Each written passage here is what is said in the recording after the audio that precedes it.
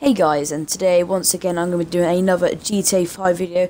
I know I haven't been doing these for a while because obviously it's been a bit dry now with the release of Heists coming out in a few days, which obviously there's not really much to do videos on. But once Heists do come out, I should be doing some more GTA videos hopefully, and Heists is exactly what we're going to be talking about today. So basically, these are the requirements for GTA Online Heist, which will be coming out on Tuesday the 10th of March. And yeah, let's pretty much get into it. So before you even want to start Heist, you're going to need to gather four friends or 4 random players. I'll get into more detail later on in the video, but you're going to need 4 players, not 3, not 2. You can't do this by yourself like you can on races. Heist, you need at least 4 players, and I think 4 is the maximum, yeah. So that's none less than that, and that's basically just wrapped up for that bit. And there will be heist jobs, and there will be leaders of heist jobs. On the leaders of the heist jobs, that's quite a big part of the heist, and I'll be talking about that later in the video, like I said. But the leader of the heist must have a high-end apartment.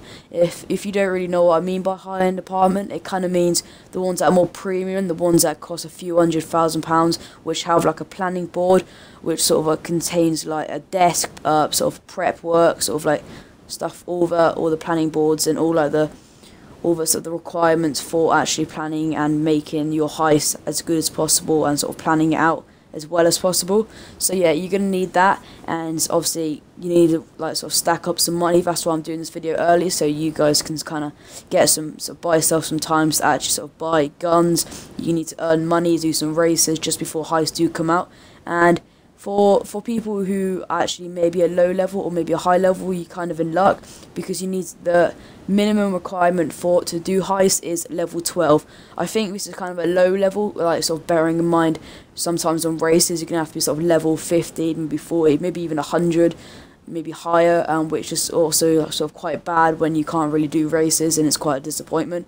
But I think Rockstar kind of put this in as it's the most it's a more anticipated mode in GTA, and loads of people have been waiting for GTA Heist.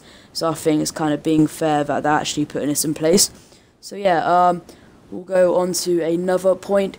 You need to when you are planning your heist, there'll be several ways you can actually plan it, like i.e. kind of buying guns and vehicles, and that's if you're the heist leader, you're going to need to take control of all of that. So in your group of 4, I know probably most of you guys, if you have a group of 4 friends, you're all going to want to be the leader, but there are disadvantages and advantages of being the leader, which I'll get into in a minute.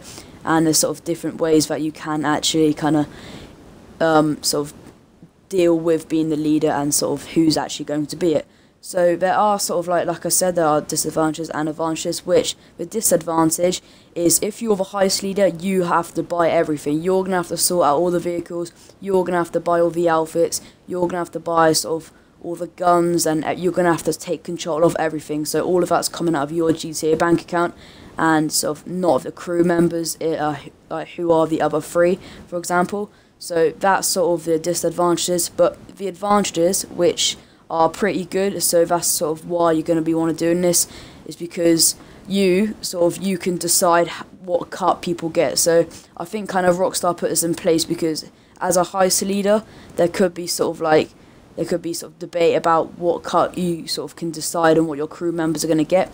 For example, you could give your crew members 10% cut, maybe 20%, and you can choose what cut you get. So basically, in a nutshell, that means you can decide how much money you get in the finale of the heist missions and at the end of each mission. So that's always good, and then you can decide how many of your crew members, how much money they get. I kind of be fair with them. If I was playing with my friends, I kind of even it out. That's how I like to do it, so we all get a shared cut, and it's always there's no argument about it. So that's how I'll try and do it when I go play with my friends on the new GTA Heist. So yeah, that's basically the most important stuff in these heists, the new update. So I'm just looking through text which I've written down about this because there's a lot of information. You